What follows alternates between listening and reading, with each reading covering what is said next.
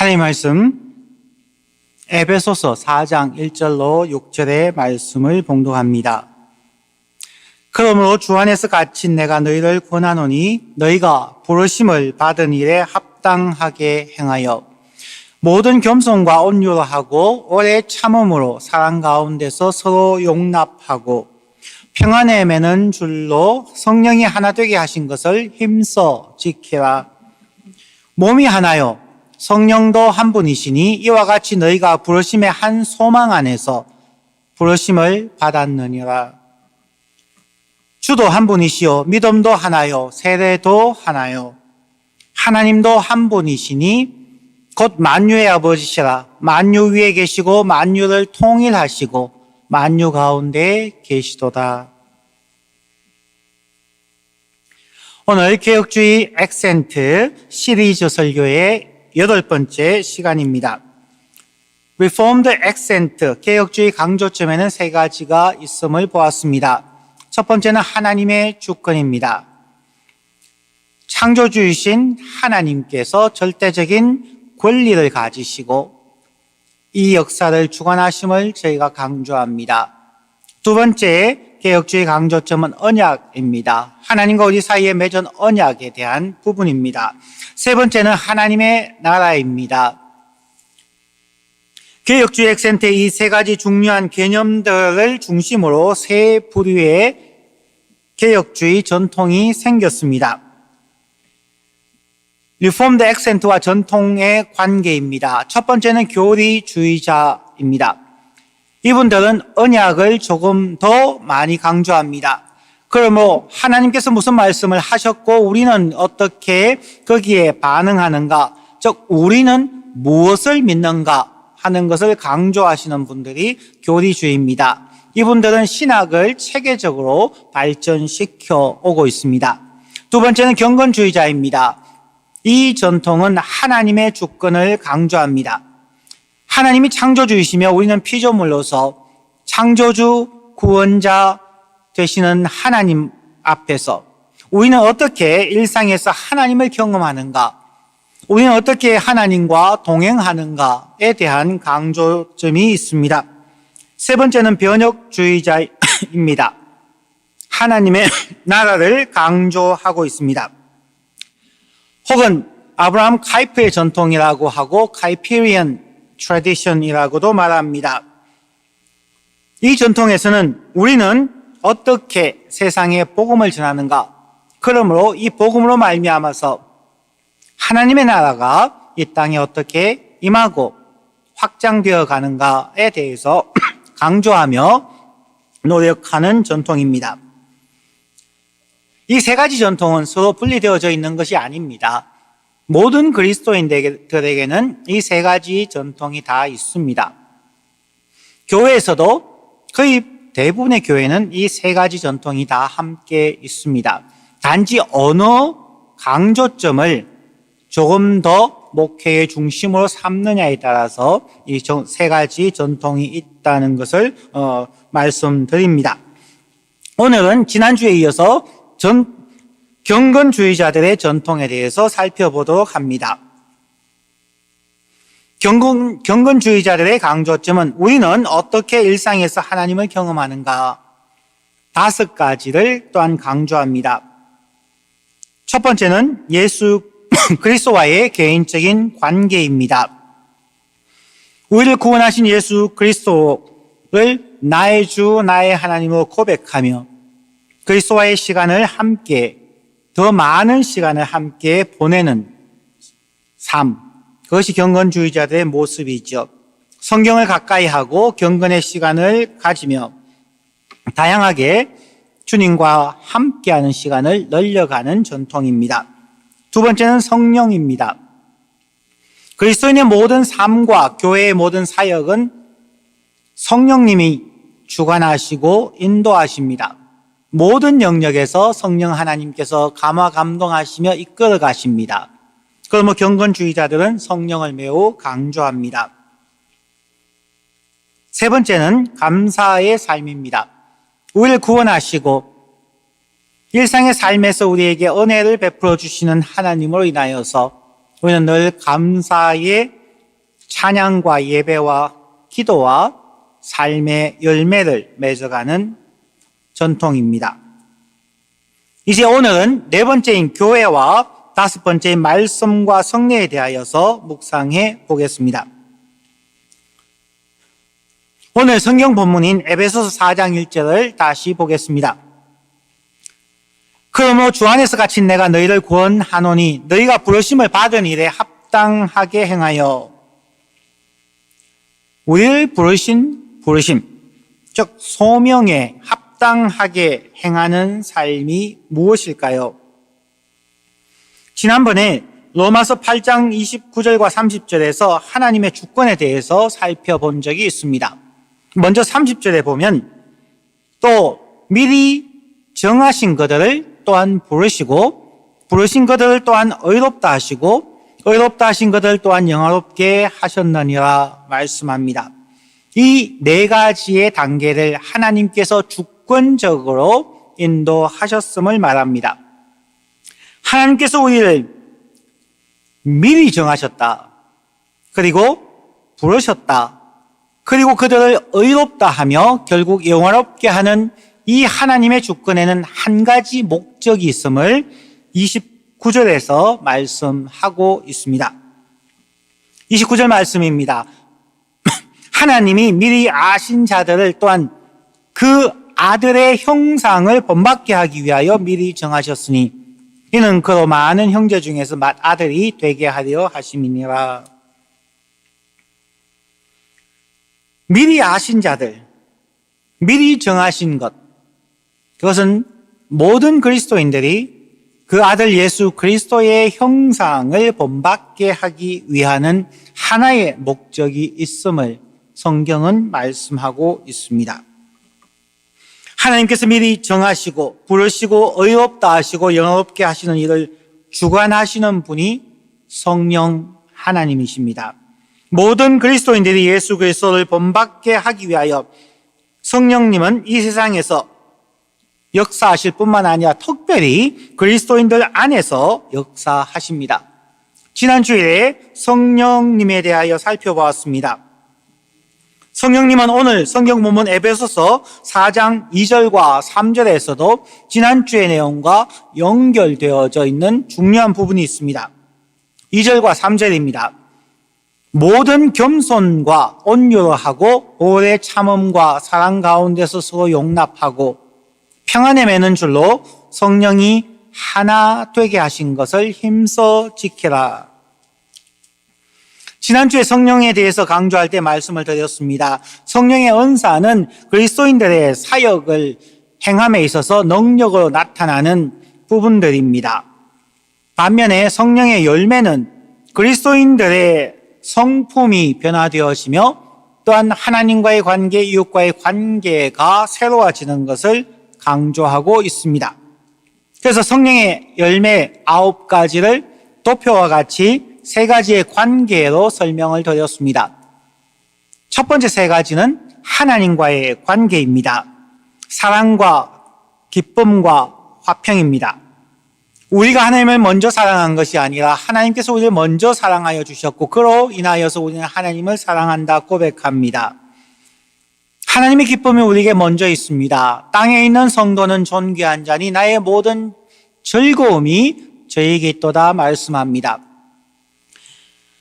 돌아온 탕자의 비유에서나 잃어버린 한 마리 양을 찾는 것이나 한 드라크마를 찾았을 때에 매우 즐거워하고 기뻐하였다고 말합니다.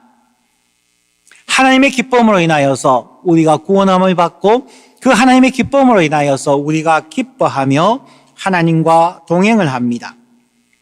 그리고 평화는 예수 그리스도께서 평화의 왕이 되셔서 이 땅에 오시고 십자가에 죽으심으로 하나님과 우리 사이의 장벽을 허물고 화목하게 하셨습니다. 그러기에 저희들에게 화목하게 하는 직책을 주시고 하나님의 평화를 섬기며 나누며 이루어가게 하십니다.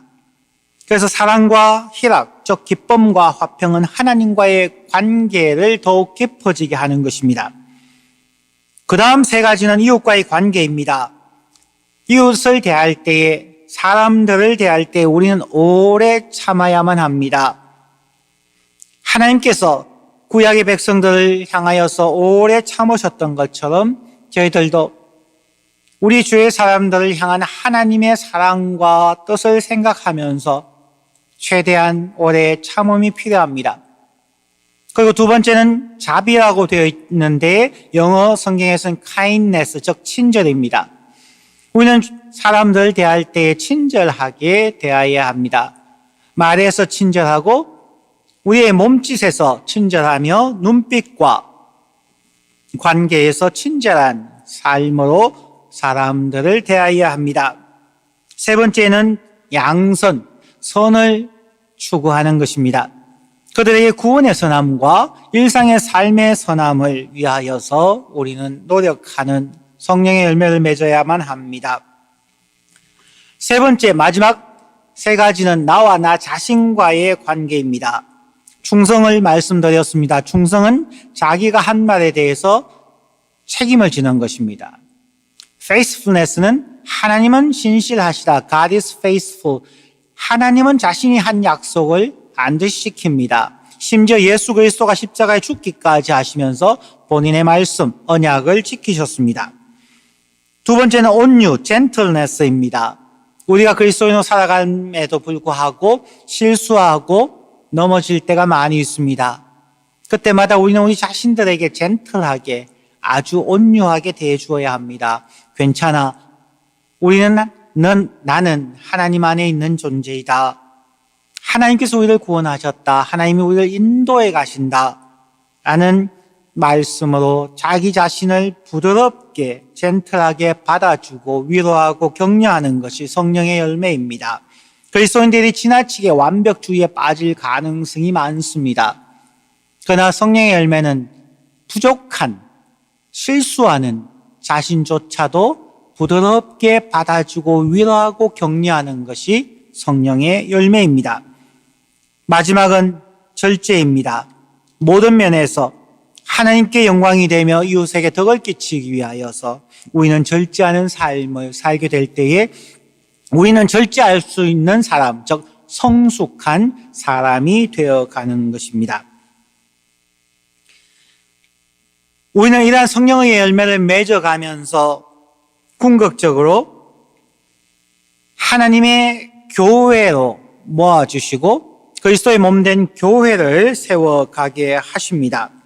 우리가 단순하게 예배에 참석한다고 우리의 성품과 관계성이 그리스도를 본받아지는 것은 아닐 것입니다. 성령님의 인도하심에 우리가 민감하여서 정말 신령과 진정으로 하나님을 예배하고 우리의 경건의 시간을 가지며 기도하기를 지속해 갈 때에 우리는 날마다의 삶에서 하나님을 체험하게 되고 또한 그 안에서 그리스도의 몸된 교회를 세워갈 수 있게 됨을 봅니다. 우리는 성령님의 사역을 통하여서 우리의 성품과 삶에서 성령의 열매를 맺음으로 오늘 본문인 에베소서 4장 4절부터 6절까지의 말씀, 즉 목표를 향하여 나아갈 수 있게 됩니다. 즉 경건주의의 삶의 결국의 열매는 교회임을 오늘 본문은 말합니다. 4절입니다. 몸이 하나요 성령도 한 분이시니 이와 같이 너희가 부르심의 한 소망 안에서 부르심을 받았느니라. 주도 한 분이시요 믿음도 하나요 세례도 하나요 하나님도 한 분이시니 곧 만유의 아버지시라. 만유 위에 계시고 만유를 통일하시고 만유 가운데 계시도다. 이 과정과 목표를 위하여 하나님은 우리를 죄의 노예에서 해방시키고 하나님의 교회와 하나님의 나라의 사역자들로 부르셨습니다. 죄와 억압에서의 해방의 목적, 성경에서는 출애굽의 목적에 대하여 하나님은 분명하게 선언하십니다. 출애굽기 전체 40장 가운데 가장 중앙 부분이라고 할 수 있는 19장 4절부터 6절에 출애굽의 목적을 기록하고 있습니다. 출애굽기 19장 4절입니다. 내가 애굽 사람에게 어떻게 행하였음과 내가 어떻게 독수리 날개로 너희를 업어 내게로 인도하였음을 너희가 보았느니라. 세계가 다 내게 속하였나니 너희가 내 말을 잘 듣고 내 언약을 지키면 너희는 모든 민족 중에서 내 소유가 되겠고 너희가 내게 대하여 제사장 나라가 되며 거룩한 백성이 되리라. 너는 이 말을 이스라엘 자손에게 전할지니라. 신약에서는 베드로 사도가 이 출애굽기의 주제를 신약의 교회들에게 강조하고 있습니다. 그 말씀이 베드로전서 2장 9절의 말씀입니다. 그러나 너희는 택하신 족속이요 왕 같은 제사장들이요 거룩한 나라요 그의 소유된 백성이니 이는 너희를 어두운 데서 불러내어 그의 기이한 빛에 들어가게 하시니 아름다운 덕을 선포하게 하려 하심이라. 아멘. 이렇게 성경에 기록된 것과 같이 출애굽의 목적, 하나님의 구원의 목적을 이루어 가기 위하여서 하나님은 모든 그리스도인들을 하나님의 교회로 모으셨습니다. 혼자서 혹은 마음에 맞는 일부의 그리스도인들로 하나님의 교회를 세울 수는 없습니다. 성령님이 친히 이끄시는 교회에서 순종하는 마음으로 성령의 열매를 사모하며 우리가 열심으로 참여하고 헌신하지 않고는 우리는 그리스도를 본받아 갈 수가 없습니다. 사람들은 교회에 실망했습니다. 그리스도인들에게 실망했습니다. 라는 말을 많이 합니다. 교회가 사람을 불러 모으는 전도에만 신경을 많이 썼지 그리스도인 한 명 한 명이 그리스도의 성품과 관계성을 배우고 익히도록 하는 사역에는 소홀했습니다. 심지어 제자훈련반을 운영하고 철야기도와 금식기도를 강조하고 또한 선교에 많은 시간을 투자하고 재정을 투자하였지만 그것이 자기 교회를 성장하는 혹은 교회의 직분자로서의 교육이 되는 경우 혹은 성령운동과 신앙생활인 경우들이 많았습니다. 한때 한국교회의 성장 제일주의 때문에 모든 것이 교회의 성장, 교인 숫자의 성장에 지나치게 강조점이 있었습니다. 그러다 보니까 예수 그리스도의 성품을 닮아가는 것, 예수 그리스도가 사람들을 대하였던 것 같은 그런 관계성을 본받아가는 일에는 소홀하였음을 인정하지 않을 수가 없습니다.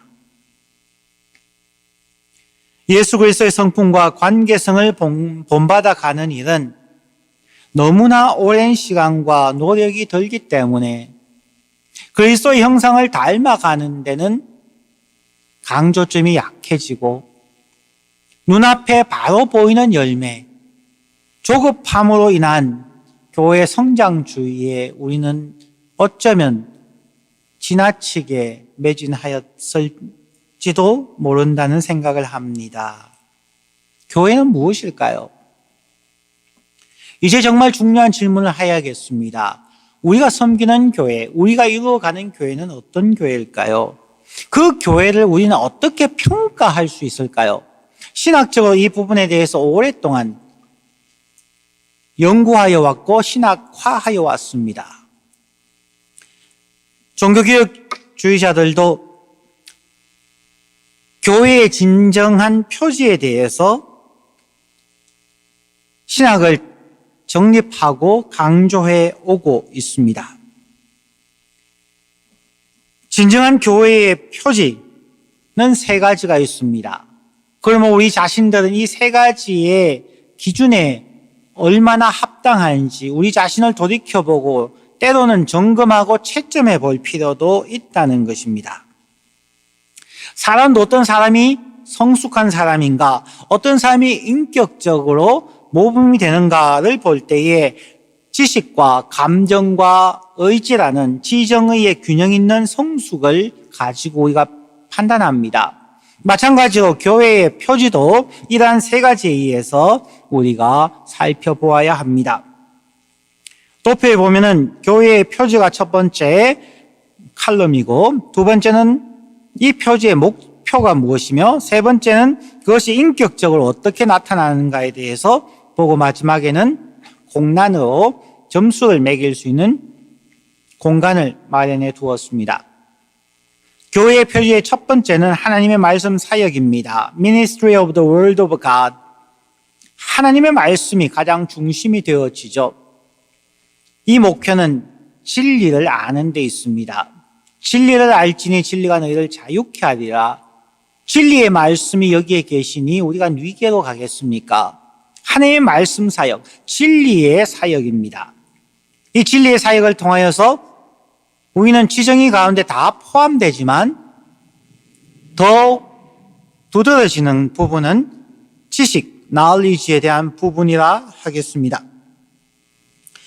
교회 표지 두 번째는 성예식의 거행입니다. 개신교에서는 세례식과 성찬식 두 가지로 우리는 정리하고 있습니다. 이 성례식, 가톨릭에서는 7성사 7가지가 있지만 개신교에서 이 두 가지만을 우리가 받아들이는 것은 이 두 가지가 모두 예수 그리스도의 죽으심과 부활과 관계되기 때문입니다. 세례는 예수 그리스도와 함께 옛사람에 대해서, 죄에 대해서 죽고 예수 그리스도와 함께 물 밖으로 나오는 부활의 삶을 살아갑니다. 예수와 함께 죽고 예수와 함께 살아간다는 의미에서의 세례식입니다. 성찬식은 예수 그리스도께서 잡히시기 전날 밤에 떡과 포도주를 나누시면서 이것은 너희를 위하여 찢어주시는 나의 몸, 예수 그리스도의 몸이며, 포도주는 언약의 피로 예수님의 보혈을 상징하며 저희들이 성례식에 참여합니다. 즉 세례식과 성찬식은 모두 예수 그리스도의 죽으심과 부활에 관계되어집니다. 그래서 이것의 목표는 복음입니다. 이 복음, 세례식과 성찬식을 참여할 때마다 우리의 감정이 감사와 감격으로 넘쳐나게 되는 부분입니다. 세 번째 교회의 표지는 권징의 시행입니다. Church Discipline입니다. 권징이라고 했을 때 잘한 것은 칭찬하고 권면하며 잘못된 부분은 징계하는 부분입니다. 이것을 통하여서 우리는 하나님을 두려워하며 거룩한 삶으로 나아가게 하는 부분입니다. 이 부분은 의지에 대한 부분이고 순종에 대한 부분이라고 하겠습니다. 교회의 모습을 보면은 권징은 교회에서 정말 약화되어졌습니다. 한국 교회도 100년 전에는 이 세 가지가 다 있어서 교회가 정말 경건했고 사회에 지도자적인 역할, 선한 영향력을 미쳤습니다. 그러나 어느 순간부터 교회가 말씀 사역만 강조하고 성례식이 약화되어지며 권징이 약화되어짐으로 교회가 거룩함을 잃어버렸고 복음의 감격이 무뎌진 경우가 많았습니다. 그러므로 교회가 세상으로부터 배척당하는 상황까지 와 있습니다. 우리 교회는 어떠할까요? 성경 공부 시간에 한 번씩 교인들과 함께 점수를 매겨봅니다. 말씀 사역 부분에 있어서 예배에 참석하여 설교를 듣는 것은 많이 하시지만 성경 공부에 많이 참석하지 않으시니까 저희들이 점수를 좀 낮추어서 60점, 100점 만점에 60점으로 해야 할 수도 있겠습니다. 성례식은 저희들이 한 달에 한 번 하는 것을 목표로 하지만 코로나 팬데믹을 거치면서 1년에 3번밖에 하지 못했습니다. 그리고 성례식을 자주 하고 싶은데 우리 교인들이 성례식의 의미를 잘 참석하지 못하고 가볍게 성찬식에 참여하는 경우들도 있음을 보게 됩니다. 자칫하면 마치 우리가 우리의 죄를 먹고 마시는 경우가 될 수도 있기 때문에 저희가 조심하고 있고 또한 그것을 더 많이 교육하고 난 후에 정말 더 자주 성례식을 하고 싶어 하고 있습니다. 정말 세례식과 성찬식은 우리를 깊은 영성으로 예수 그리스도의 십자가와 예수 그리스도의 복음으로 인도해 주는 정말 귀한 사역입니다. 하지만 저희들이 지금 점수를 매긴다면 1년 52주 가운데 몇 번 하지 못하는 상황이어서 한 달에 한 번 한다고 해도 25점밖에 되지 않지만 팬데믹을 거치면서 우리는 지금 20점 정도밖에 되지 못한다고 하겠습니다. 교회의 권징에 대한 부분입니다. 세 번째로, 지난 10년간 교회의 다툼이나 마음 상하는 일이 많지 않았었습니다. 평화로운 교회 생활을 유지하고 있다고 생각할 수도 있습니다. 그러나 우리가 세상 사람들이 보기에 거룩한 삶인가 하는 부분에서는 당당하지 못할 수도 있습니다. 그래서 대충 점수를 40점 정도로 줄 수가 있을 것입니다. 그러면 60점과 20점과 40점을 합치면 120점입니다. 300점 만점에 120점이면 평균이 40점입니다. 그래서 우리 교회는 40점짜리 교회이고 저는 40점짜리 목사입니다. 60점 이하는 F학점입니다.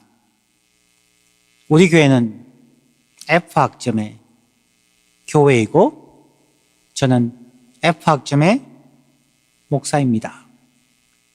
그래도 저희 교인들은 기뻐합니다. 왜냐하면 10년 전에 저희가 우리 교회를 평가했을 때 그때 우리 교회는 30점이었습니다. 10년 만에 10점이 올랐습니다. 앞으로 더 올라갈 것을 기대합니다.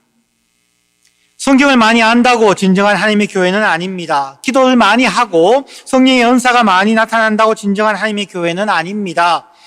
순교의 구제를 많이 한다고 진정한 하나님의 교회도 아닙니다. 우리 교회의 모든 교인들이 하나님의 말씀 사역에 열심히 동참하여 진리를 추구해야만 합니다. 성례식의 기도와 경건의 삶으로 준비하고 참여함으로 복음의 감동과 능력이 나타나야 합니다. 두렵고 떨림으로 권징의 수련을 계속하여서 우리의 일상의 삶에서 거룩함이 나타나게 하여야 합니다. 그래서 개혁교회인 우리 CRC에서 목사에 대한 정의는, 사역에 대한 정의는 이러합니다. 목사는 말씀과 성례의 사역자입니다. 목사님들이 설교하는 것, 성경 공부의 모든 것을 걸고 노력하겠다고 한다면 CRC 목회자의 기본 정의에 어긋납니다. 그래서 만약 제가 설교만 열심히 준비하고 성경 공부만 인도하고 세례식과 성찬식을 자주 하지 않는다면 저는 CRC 목사로서 결격사항이 많은 목사가 됩니다. 저도 그렇고 카운슬 위원들도 그렇고 우리 모든 교인들이 진정한 교회를 세워가기 위하여서 저희들이 함께 말씀 사역 그리고 성례식의 거행 그리고 권징의 집행에 함께 노력해 가야만 할 것입니다. 한국교회가 이민교회가 하나님의 말씀 사역만을 너무 강조하여서 성경 지식도 많고 성령의 은사들도 많이 나타나지만 성경의 말씀처럼 지식은 사람을 교만하게 하고 또한 은사는 사역의 능력을 얻게 하지만 때로는 독선적이 될 수 있고 그러므로 주위 사람들에게 상처를 주거나 갈등을 일으키는 경우도 적지 않습니다. 그래서 우리 은혜교회는 하나님의 말씀 사역과 성례식의 거행과 권징의 시행을 통하여서 그리스도인 한 명 한 명이 우리가 온전한 인격적인 그리스도인이 되며 교회는 기독교가 추구하는 옳은 교회의 모습이 되기를 바랍니다. 이를 위하여서 우리 온 성도님들 함께 열심으로 기도하며 경건의 준비를 해가는 삶을 통하여서 하나님이 원하시는 교회를 이루어갈 수 있는 우리 모든 성도님들 간절히 부탁하며 축원